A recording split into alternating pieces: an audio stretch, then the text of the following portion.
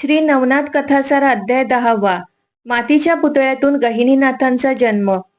या अध्यायाची फलप्राप्ती म्हणजे या अध्यायाच्या पठण अथवा श्रवण केल्याने स्त्री दोष नाहीसे होतील, मन निष्कपट होईल व मुले जगतील. अध्यायाला सुरुवात करूया. मच्छिंद्रनाथांनी गोरक्षनाथांना सर्व विद्या दिल्या. त्यांना ब्रह्मज्ञान दिले. रसशास्त्र, काव्य, वेद, शास्त्रे, ज्योतिष, व्याकरण, धनुर्विद्या, जलतरण, संगीत, अश्वारोहण, नाट्य, शृंगार इत्यादी सर्व विद्या शिकवल्या. नाना अस्त्रे, देवतांची उपासना शिकवली. सर्व देवता अनुकूल करून दिल्या. अष्टसिद्धी दिल्या व त्यांना त्यांच्यासारखेच केले. पुढे एकदा काय झाले, गोरक्षनाथ एकटेच त्यांचा पाठ म्हणत होते. मच्छिंद्रनाथ कोठेतरी गेले होते. गावाच्या बाहेरची एकांत मोकळी जागा होती.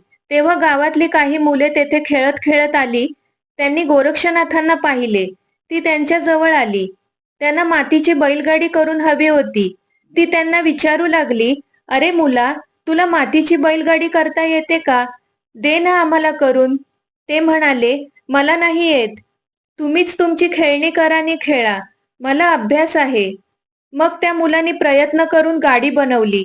जराशी ओबडधोबडच झाली होती. मग त्यांना वाटले या गाडीवर गाडीवान नाही, गाडीवान पण तयार करावा.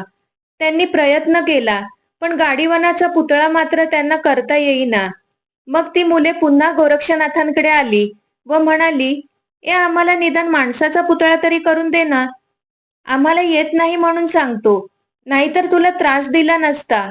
त्यावेळी गोरक्षनाथ संजीवनी मंत्राचा पाठ म्हणत होते. त्यांनी मुलांना म्हटले, बरे तर आणा माती. त्यांनी मग ओली चिकन माती घेतली आणि एक लहानसा मनुष्याकृती पुतळा बनवला. एकीकडे संजीवनी मंत्र ते म्हणतच होते. त्याचा परिणाम असा झाला की त्या पुतळ्यातील कर्दम नाहीसा होऊन तिथे खरोखरीचा बालक निर्माण झाला आणि तो मोठमोठ्याने रडू लागला. त्यांची ही अद्भुत करणी पाहून मुले घाबरली व भूत भूत असे ओरडत पळत सुटली. त्यांना मच्छिंद्रनाथ वाटेतच भेटले. मुलांनी सर्व वृत्तांत मच्छिंद्रनाथांना सांगितला. तेव्हा मच्छिंद्रनाथ म्हणाले, भिवू नका, चला मला दाखवा, मी पाहतो त्या भूताला, चांगली शिक्षा करतो त्याला. मुले म्हणाली, तुम्ही जाऊ नका तिकडे, तुम्हाला भूत खाईल. तेव्हा मच्छिंद्रनाथ म्हणाले, तुम्ही मला जवळ नेऊ नका, दुरूनच दाखवा. अशी त्या मुलांची समजूत काढली. तेव्हा ती मुले मच्छिंद्रनाथांना घेऊन तेथे गेली व दुरूनच ते रडणारे बालक त्यांना दाखवले. तेथे गोरक्षनाथ सुद्धा नव्हते. मुलाचे रडणे ऐकून गोरक्षनाथ भिवून दूर लपून बसले होते. संजीवनी मंत्राचा हा प्रभाव होता, पण ते त्यांना काही समजले नव्हते. मच्छिंद्रनाथांनी त्या मुलाला पाहिले. तेव्हा लगेच त्यांनी ओळखले, हे करभजन ऋषीच आहेत. मच्छिंद्रनाथ लगेच पुढे गेले. वात्सल्याने त्यांनी त्या बालकाला वाळूवरून उचलले व जवळ घेतले.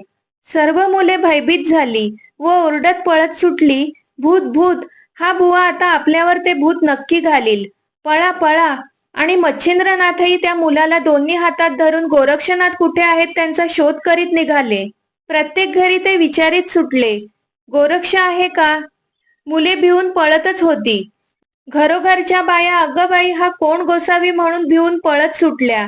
मग घरोघरचे पुरुष पुढे झाले व विचारू लागले, काय रे, मुलांना का भीती दाखवतोस? हे कोणाचे मूल घेऊन हिंडतोस? पळवून आणलेस की काय? ते प्रत्येकाला सांगे, गोरक्ष म्हणून माझा एक तरुण शिष्य आहे, तो कुठे सापडत नाही. तो सापडला की मग सांगतो काय प्रकार आहे तो. मच्छिंद्रनाथांची हाक ऐकून एका ठिकाणाहून गोरक्षनाथ बाहेर आले, पण मच्छिंद्रनाथांच्या हातात बालक पाहून ते पुन्हा पळाले. ह्या मुलाचीच गोरक्षनाथांना भीती वाटते, ह्याला खाली ठेवावे असा विचार करून मच्छिंद्रनाथाने त्या मुलाला एका जागी वस्त्रावर ठेवले आणि गोरक्षनाथांना भेटून सर्व काही नीट विचारले. मग गोरक्षनाथाने झालेला सर्व प्रकार सांगितला. तेव्हा मच्छिंद्रनाथ म्हणाले, अरे, संजीवनी मंत्राने त्या मातीच्या पुतळ्यात प्राण आले आणि करभजन ऋषी स्वतः जन्म घेऊन आले. तू ओळखले नाहीस का? याचे नाव गहिनीनाथ ठेवायचे. तू चल, आपण त्या मुलाचे पालन पोषण केले पाहिजे. मच्छिंद्रनाथांचे हे बोलणे ऐकून गोरक्षनाथांना बरे वाटले. त्यांचे भय कमी झाले. गुरुदेव, संजीवनी मंत्राचा दुरुपयोग तर नाही ना झाला माझ्याकडून? तुम्ही रागावला नाहीत ना? असे म्हणत गोरक्षनाथ पुढे झाले. मग सर्व लोक चकित होऊन पाहत असताना मच्छिंद्रनाथाने त्या बालकाला उचलले व गोरक्षनाथांना बरोबर घेऊन ते आपल्या ठिकाणावर आले. एका वस्त्राची झोळी करून त्याने 2 झाडांच्या बुंध्यांना बांधून ठेवली व तिथं त्या मुलाला ठेवले व झोके देऊ लागले. त्या मुलाचे ते पालन पोषण करू लागले. गावातल्या लोकांनी मच्छिंद्रनाथांच्या योग बलाची फारच प्रशंसा केली. त्या मुलाची केवळ संजीवनी मंत्राने उत्पत्ती करणारा हा योगी ब्रह्मदेव व शुक्राचार्य यांच्यापेक्षा श्रेष्ठ आहे, असे ते म्हणू लागले.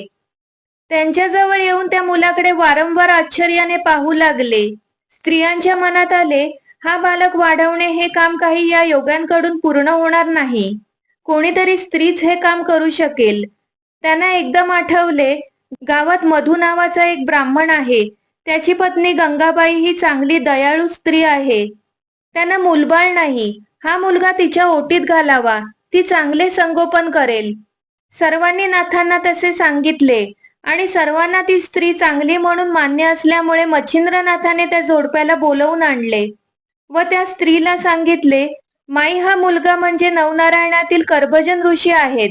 त्यांची थोरवी फार मोठी आहे, गहन आहे, म्हणून यांचे नाव गहिनी ठेवले आहे. याचे संगोपन नीट कर. तुझा पुत्र म्हणून हा विख्यात होईल. तुला एक सांगतो, आजपासून 12 वर्षांनी गोरक्ष येथे येईल आणि या मुलाला योग दीक्षा देईल. त्यावेळी तू हा पुत्र जगाच्या कार्यासाठी परत दे. ती स्त्री लगेच म्हणाली, स्वामी तुम्ही मला हा माझा पुत्र म्हणून द्या. मी नुसतीच 12 वर्षे भाडोत्री आई म्हणून का होऊ? मी अपत्यहीन आहे.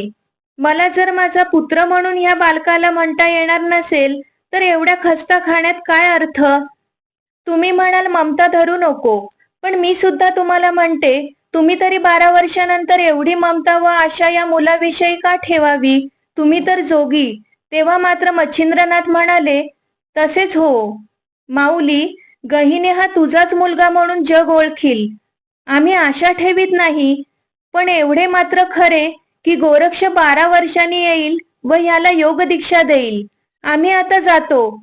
तू याचा सांभाळ कर. सर्व गावकऱ्यांसमक्ष त्यांनी गहिनीनाथांना त्या स्त्रीच्या स्वाधीन केले आणि त्या स्त्रीने वात्सल्याने त्या मुलाचा स्वीकार केला. त्याला गावकऱ्यांनी पालखीत घालून वाजत गाजत घरी नेले. त्याचे गहिनी हेच नाव कायम ठेवले. त्यानंतर काही दिवसांनी मच्छिंद्रनाथ गोरक्षनाथांना घेऊन पुढे तीर्थयात्रेला निघाले. मार्गात त्यांनी गोरक्षनाथांचे मन किती स्थिर आहे, योगाचा अभ्यास त्यांना कितपत पचला आहे, त्यांची वेगवेगळ्या प्रकारे परीक्षा घेतली. तेव्हा ते अजून चंचल मनाचे आहेत असे त्यांना दिसून आले. मच्छिंद्रनाथाने विचार करून असे ठरवले की गोरक्षनाथांना बद्रिकाश्रमात ठेवावे. त्यांनी त्यानुसार बद्रिकाश्रमाकडे जाण्याचे ठरवले. ती कथा पुढील अध्यायात येईल. श्री नवनाथ कथासार अध्याय 10वा संपूर्ण. अलख निरंजन.